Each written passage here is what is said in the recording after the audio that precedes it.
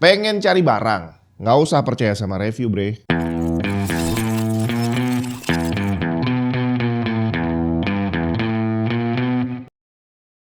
Maksudnya gimana bang? Nggak boleh percaya review berarti nggak boleh percaya sama tech and tips gitu? Ya kita coba bicara tentang apa itu review. Soalnya kalau kita ngebahas tentang review, ada banyak orang yang bilang, lu dibayar, lu begini, lu begitu, reviewnya nggak jujur dan sejenisnya. Sebenarnya apa sih review itu? Jadi yang namanya review itu adalah berbagi pengalaman tentang menggunakan sebuah barang. Jadi bukan bilang barangnya ini bagus atau barangnya jelek, enggak. Tapi tentang gimana rasanya pakai barang ini, apa kelebihannya, apa kekurangannya. Dan yang bisa melakukan review bukan hanya channel-channel kayak gini. Semua orang boleh. Kamu beli barang sendiri langsung kasih review di tokonya, bintang 5, bintang 1, terserah, itu sah-sah aja. Apa arti bintangnya? Ya tadi, sesuai dengan apa yang kamu rasakan saat menggunakan barangnya. Kamu udah nyobain pakai 3 hari dan barangnya bagus-bagus aja sesuai dengan speknya gitu ya, langsung kamu kasih bintang 5 dan bilang bagus banget. Nah masalah 3 bulan kemudian barangnya rusak, reviewnya udah nggak bisa diganti, bre. Sebaliknya juga sama, kamu pakai barang 2 hari rusak, langsung kasih review barangnya busuk, bintang 1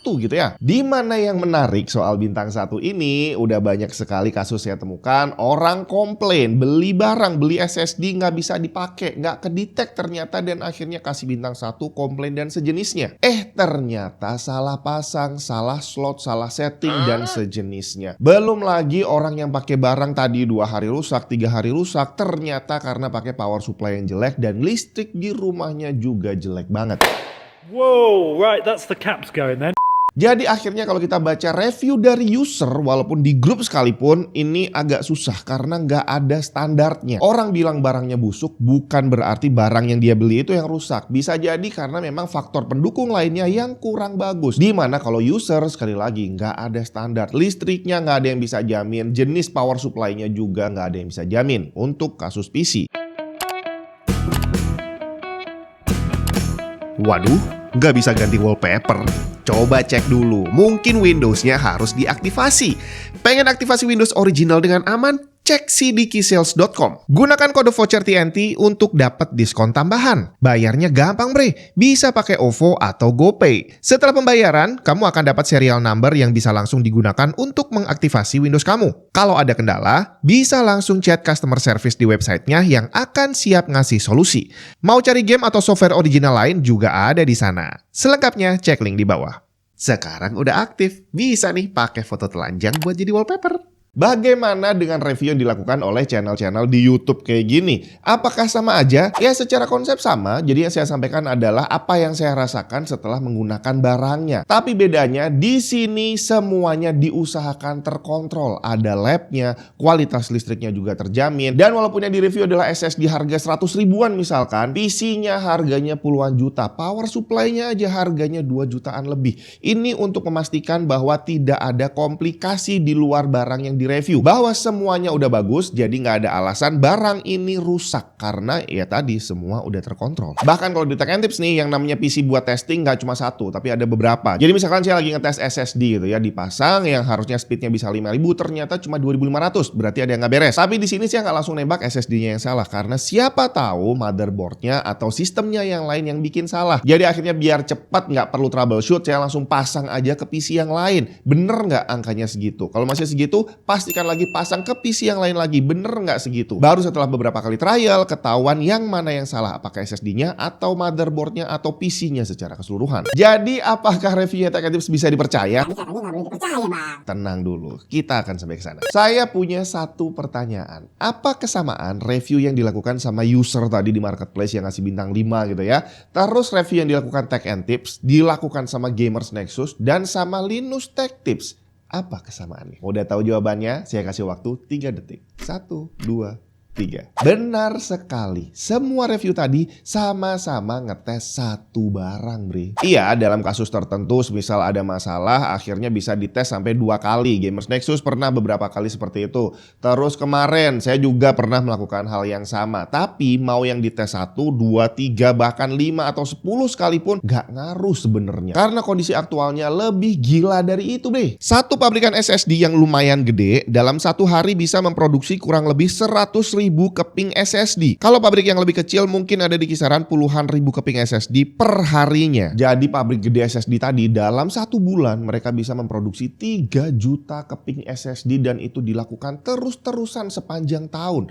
Dan berapa banyak yang direview sama Linus? 1 coy. Jadi walaupun mau ngetes 10 SSD sekalipun dari jenis yang sama ya, tipe yang sama, kalau perbandingannya adalah 3 juta SSD yang sama setiap bulan yang terus-terusan keluar baru, gak ada artinya bre. Walaupun 10-10-nya yang dites bagus semua atau jelek semua, tetap aja gak bisa mewakili keseluruhan produk yang sudah dibuat sama pabriknya. Makanya waktu dulu masih rutin nyiksa SSD tiap minggu, saya selalu ngasih disclaimer bahwa SSD yang saya tes cuma 1 doang. Yang kamu beli, yang ada di pasaran lainnya, udah bisa dipastikan gak akan mungkin sama seperti yang saya tes. Jadi akhirnya poin pertama kenapa kita gak bisa percaya dengan review begitu saja, karena tadi bre, barangnya 1 yang dites, tapi barang aktualnya ada jutaan di luar sana. Harga RAM mahal? Nggak usah bingung, sekalian aja beli motherboard yang mahal bre. Asus ROG Maximus Z890 Hero, cakepnya nggak usah ditanya. Menawarkan performa ekstrim untuk CPU Intel Core Ultra Series 2 dengan power stage yang bisa mensuplai daya super besar ke CPU. Dan tentu saja dibekali cooler massive untuk VRM, cooler NVMe yang dilengkapi backplate, dan chipset cooler yang gede. Mau pakai SSD banyak? Nggak masalah. Ada 6 slot NVMe di motherboard ini dan ada konektor slim SAS-nya pula. Selengkapnya cek link di bawah.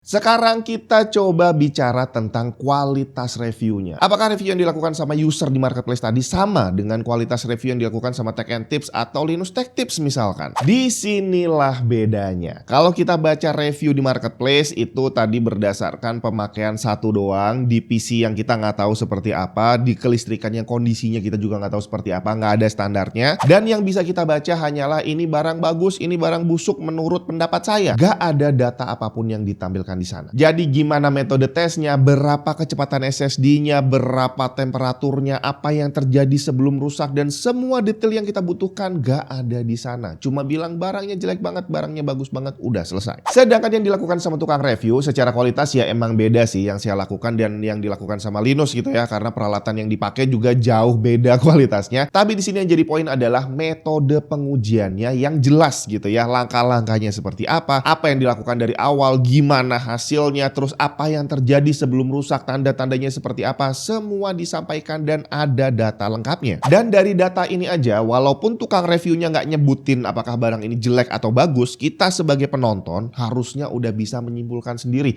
Oh, speednya segini udah sesuai dengan spek, tapi yang ininya kok jelek ya?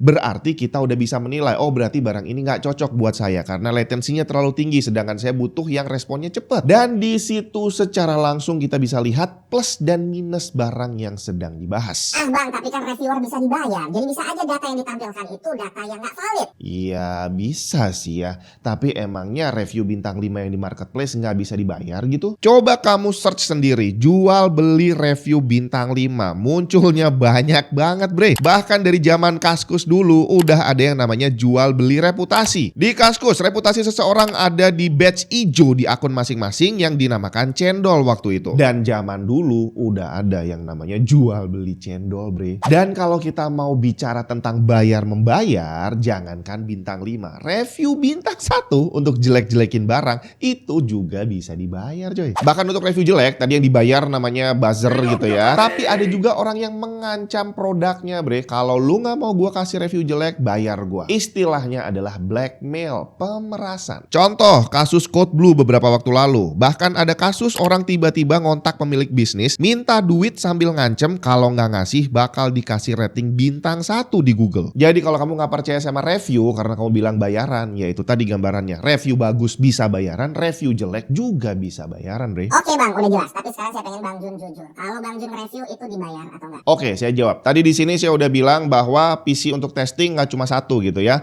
Dan harganya tadi udah gambarannya udah disebutkan bahwa PC-nya juga bukan PC yang murah. Karena kalau tiba-tiba harus dapat SSD yang Gen 5, saya harus punya motherboard yang udah support Gen 5 dan udah ada heatsinknya tebel. Biar kalau misalkan motherboardnya overheat di tempat saya nggak sampai panas dan nggak sampai rusak gitu ya. Power supply juga udah dipastikan kualitasnya bagus. CPU-nya juga bagus untuk memastikan nggak ada bottleneck dan sejenisnya. Dan tadi bukan cuma 1. Jadi untuk ngerakit PC-nya aja modalnya udah gede banget bre. Belum lagi peralatan peralatan tambahan seperti yang dipakai untuk ngetes monitor. Itu alatnya mahal juga, ada banyak juga. Dan ini belum ngitung biaya, tenaga, dan waktu yang dipakai untuk belajar, bre. Belajarnya nggak gratis, apalagi monitor tuh susah banget coy. Jadi setelah saya keluar modal sebegitu besarnya, keluar waktu dan tenaga untuk belajar, kira-kira apa iya mau saya jual gratis? Sedangkan barang yang datang ke sini untuk dites itu bukan dari badan amal, bre. Bukan untuk zakat, bukan dibagikan gratis. Itu untuk dijual, untuk komersil. Jadi yang saya lakukan di sini bukan sebagai reviewer yang tadi bintang 1, bintang 5, enggak. Di sini saya jual jasa ngetes barang.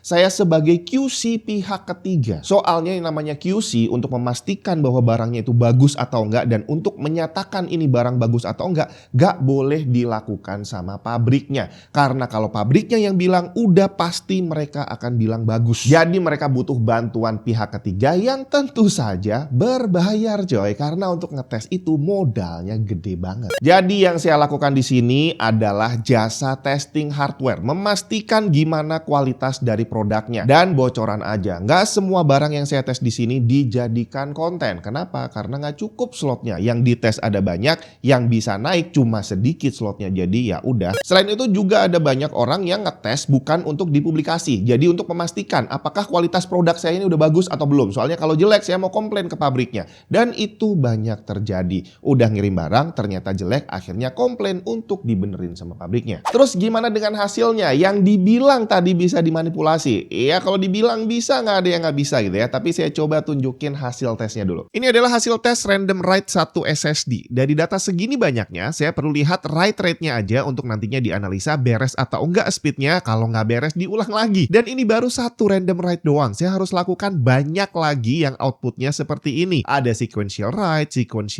sequential read dan write bersamaan, simulasi direct storage dan banyak lagi lainnya. Dan semuanya outputnya angka. Ngetesnya udah makan waktu banyak, analisa dan compile datanya lebih lama lagi. Belum lagi kalau nggak konsisten harus diulang lagi. Untuk monitor juga sama. Ini output hasil tes response time untuk satu kondisi. Satu monitor bisa punya beberapa setting yang kondisinya berbeda dan harus dites satu-satu. Dimana satu tes ini aja nggak bisa cuma 1 kali doang. Minimal 5 kali untuk diambil average atau mediannya nanti. Berikutnya adalah latency. Outputnya angka juga dan perlu dijalankan beberapa kali untuk memastikan hasilnya konsisten untuk nantinya diambil average atau mediannya juga. Ngetes dan compile datanya udah lama banget. Gak kebayang kalau ngetes SSD dan monitor harus dibarengi dengan ngarang angkanya, bre. Kira-kira mau nggak kamu saya mintain tolong untuk ngetes beginian tapi nggak saya bayar? Saya sering loh ngetes sendiri, beli barangnya sendiri, nggak ada yang bayar, hanya untuk dapat komen seperti golden sample lah, dibayar berapa bang buat baik-baikin barangnya dan sejenisnya. Udah lihat sendiri ada berapa ribu angka yang ada di sana. Dan kalau nanti hasil ini harus dipublikasikan, harus saya jadikan video gitu ya,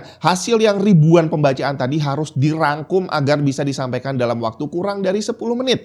Jadi hasil tes yang saya lakukan selama berhari-hari, apalagi kalau nyiksa SSD gitu ya, sampai berminggu-minggu gitu ya, harus dikompil untuk bisa disampaikan dalam waktu beberapa menit aja. Sakit hati emang sih. Ribuan angka tadi itu munculnya otomatis. Jadi dari softwarenya langsung mengenerate data tadi ya, pembacaannya seperti apa, dan yang saya lakukan adalah merangkum. Nah, ngerangkumnya ini aja butuh waktu lama. Gimana kalau saya harus ngarang ribuan angka tadi, ngetik satu-satu? Nggak bakal selesai coy. Jadi kalau memang ada orang yang memanipulasi data, ya itu saya acungin jempol sih ya. Antara dia memang waktu luangnya banyak banget atau memang nggak ngetes sama sekali dan tinggal ngarang angka aja. Kembali lagi ke hakikat review dan kenapa kok kita nggak bisa percaya begitu aja sama review. Karena tadi udah disebutin, yang di review cuma satu doang. Nggak bisa mewakili keseluruhan produk yang ada di pasaran. Dan yang kedua, review itu cuma dilakukan sebentar. Yang dilakukan hanya tes performance, bre. Bukan tes daya tahan barangnya. Nggak SSD, nggak CPU, nggak motherboard, nggak yang lainnya. Yang dites adalah performance-nya. Apakah dia akan bisa bertahan selama setahun dipakai, 2 tahun, atau mungkin 3 bulan udah mati? Nggak ada yang tahu. Bahkan kalaupun dilakukan endurance test, tes sampai mati kayak tes SSD yang saya lakukan, itu juga nggak bisa mewakili. Kenapa begitu? Karena yang dites sampai mati cuma satu coy, dan itu nggak bisa mewakili keseluruhan produk yang ada di pasaran. Dan ini berlaku untuk semua reviewer, baik yang dalam bentuk YouTuber seperti ini atau user seperti yang ada di marketplace yang cuma ngasih bintang 1 atau 5. Semuanya cuma ngetes satu barang atau mungkin nyobain beberapa dan semuanya juga cuma ngetes performance dan juga usia yang singkat mungkin untuk ngasih bintang 1. Dimana untuk usia yang pendek tadi, kalau dari user ini kita juga nggak bisa ngejudge apakah barangnya yang jelek atau jangan-jangan PC-nya atau power supply-nya yang jelek. Terus akhirnya gimana? Apakah kita sebaiknya percaya sama review atau enggak? Ya ini yang butuh kebijaksanaan gitu ya.